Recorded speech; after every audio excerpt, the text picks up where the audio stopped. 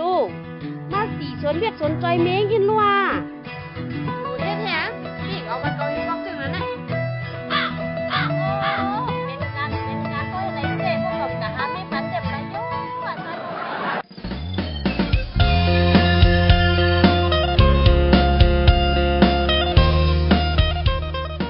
ปาน้องที่กันไรเนี่ยเป็นฮิปเป็นแนบอันนู้ไอเฮือนเฮาเด็กใจเหตุการณ์เฮียบ้านไหนป้อมเอาลูกเอาแม่ปันคาไรแม่บ่ะป้อมมันเอามั่งก็สับปุ่มเมนไปค่ะนายยิงถามคาไรดุไปอันถ่อมกว้ามอันใกล้ๆเส้นเจ้าอยู่ไรป้องนั่นนะอ๋อไปเถอะมีคนคาไรว่าคาไรเพียวคาไรเพียวลูกยิงขาได้แต่โมอยู่ไรเอฟพวกกล้ามไปถ่อมปีใจอ่ะติมไปปาน้องอ่ะติมือเห็ดฮะลูกมาเฮ็ดกันแม่มือเตี้ยมาเฮ็ดกันแม่เอามือละมือตัดกาตัดสีนั่นน่ะเอามือตัวละป้านันก็ที่ว่างมือกันนะป้ายิงน่ะเดี๋ยวเอามือให้หมด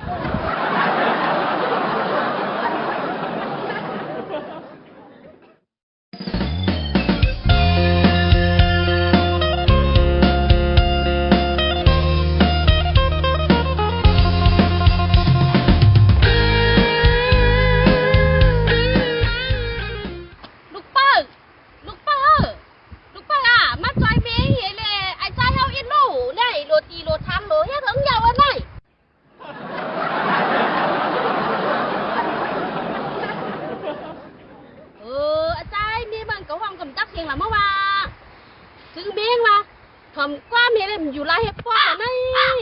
พอดีว่าเมียเขามีเก่งคือหลาก็หาปันค่า